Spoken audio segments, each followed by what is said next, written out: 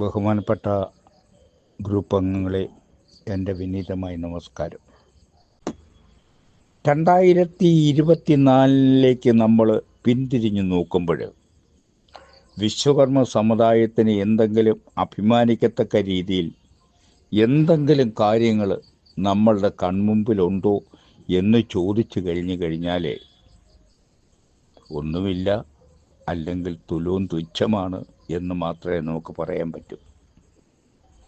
എന്തൊക്കെ കാര്യങ്ങളിലാണ് നമ്മൾ പ്രതികരിക്കേണ്ടത് എന്നുള്ളതിനെ സംബന്ധിച്ച് ധാരാളം 100 കണക്കിന് 400 കണക്കിന് വിശ്വകർമ്മ ഗ്രൂപ്പുകൾ ഉണ്ടെങ്കിൽ തന്നെയും ആരൊക്കെ അതിനെക്കുറിച്ച് പ്രതികരിച്ചു, എത്രമാത്രം ഏതൊക്കെ സംഘടനകളും ഗ്രൂപ്പുകളും മുന്നോട്ട് പോയി എന്നുള്ളതിനെക്കുറിച്ച് ഞാൻ ആത്മാർത്ഥമായിട്ട് ചിന്തിക്കുകയും പഠിക്കുകയും ചെയ്യുന്ന ഒരു ചെറിയ വിദ്യാർത്ഥിയാണ് ഞാൻ.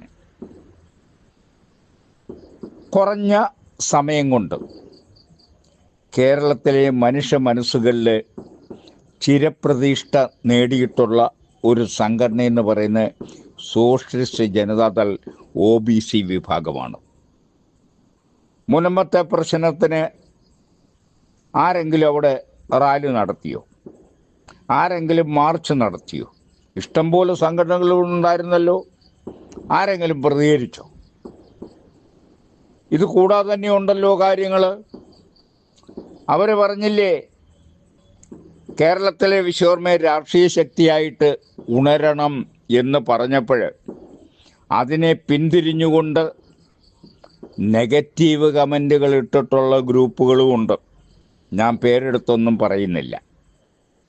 SNDPയും NSS പോലുള്ള പ്രസിദ്ധമായ സംഘടനകൾ, KPMS ഉൾപ്പെടെയുള്ള സംഘടനകൾ, അവർക്ക് സാമൂഹ്യനീതി ഉറപ്പാക്കുന്നതിന് വേണ്ടിയിട്ട് അവർ പരിശ്രമിക്കുകയും അതിൽ കൂടെ ഉന്നതിയിലേക്ക് എത്തുകയും ചെയ്തിട്ടുള്ള സംഘടനകളാണ് അവരൊക്കെ.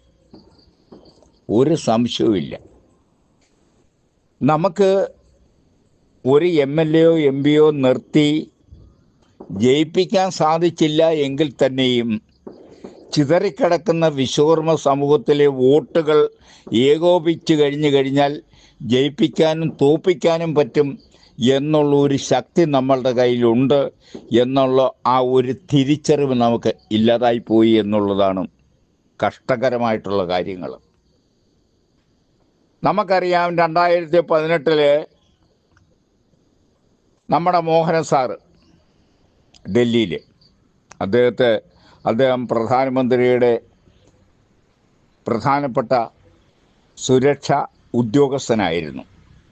അദ്ദേഹം ചെങ്ങന്നൂരിൽ നിന്നല്ലോ. അപ്പോൾ ഈ വഞ്ഞിപ്പഴം ബംഗ്ലാവിൻ്റെ അകത്തളത്തിൽ നമ്മുടെ ശ്രീ രമേശ് ചെന്നിത്തലയും അതുപോലെ തന്നെ ശ്രീധരൻപിള്ള സാറും ഗവർണറായിരിക്കുന്ന, അതുപോലെ തന്നെ പിന്നെ സജി ചെറിയാൻ അവറുകളും ഒക്കെ അവിടെ വന്നു. എന്തുകൊണ്ടാണ് ഒരു ഇലക്ഷന് വേണ്ടിയിട്ട് വഞ്ഞിപ്പഴം ബംഗ്ലാവിൻ്റെ അകത്തളത്തിൽ അവർ വന്നത്? അവർക്ക് ഭയമുണ്ടായിരുന്നു. വിശ്വകർമ്മർ ഒന്നിച്ചു കഴിഞ്ഞാൽ അത് പ്രശ്നമാകും, അവർക്ക് രാഷ്ട്രീയമായിട്ട് മുന്നേറാൻ പറ്റത്തില്ല എന്നുള്ള ഒരു കാഴ്ചപ്പാട് അവർക്ക് ഉള്ളതുകൊണ്ടാണ്. കൂടാതെ ഇപ്പം തന്നെ കണ്ടില്ലേ ഇന്നലത്തെ പേപ്പറിൽ വന്നത്, പട്ടിക വിഭാഗക്കാർ ഒരുമിച്ച് നിൽക്കണമെന്നും അത് രാഷ്ട്രീയ ശക്തിയായിട്ട് തീരണം എന്നുള്ള ഉത്കടമായിട്ടുള്ള അവരുടെ ഒരു ദൃഢപ്രതിജ്ഞ ഓരോ പ്രസംഗത്തിലും ഓരോ നേതാക്കന്മാരുടെ പേരിലും അവർ രേഖപ്പെടുത്തുകയുണ്ടായി. ആരാധ്യനായിട്ടുള്ള ഞാൻ ബഹുമാനിക്കുന്ന VV രാജേന്ദ്ര സാർ അവറുകൾ,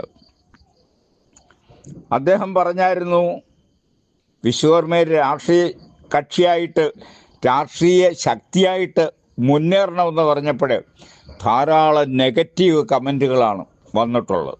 നമ്മളൊന്ന് ആലോചിച്ച് നോക്കി, ആരൊക്കെ അത് ഇട്ടുവെന്നും ഏതൊക്കെ ഗ്രൂപ്പിൽ ഇട്ടുവെന്നും ഞാനൊന്നും പറയുന്നില്ല. അവർ അത് സ്വയം ചിന്തിച്ചിട്ട് അവരുടേതായിട്ടുള്ള ചിന്താഗതികൾക്ക് മാറ്റം വരട്ടെ എന്ന് മാത്രമേ ഞാൻ പറയുന്നുള്ളൂ. ഇപ്പോൾ സോഷ്യലിസ്റ്റ് ജനതാദൾ നമ്മുടെ ബഹുമാന്യനായിട്ടുള്ള സതീഷ് മാമ്പള്ളി അവറുകൾ, അതുപോലെ തന്നെ ശ്രീ വി രാജേന്ദ്രൻ സാർ അവറുകൾ, കൂടാതെ നമ്മുടെ PK ശാന്തകുമാർ സാർ അവറുകൾ, അവരൊക്കെ നയിക്കുന്ന ഈ സോഷ്യലിസ്റ്റ് ജനതാദൾ പാർട്ടി വളരെ ഉയരങ്ങളിൽ 2025 കേരളത്തിൽ ശ്രദ്ധിക്കപ്പെടുന്ന ഏറ്റവും വലിയ വിശ്വകർമ്മ സംഘടനയായിത്തീരും എന്നുള്ളതിന് യാതൊരു സംശയവുമില്ല.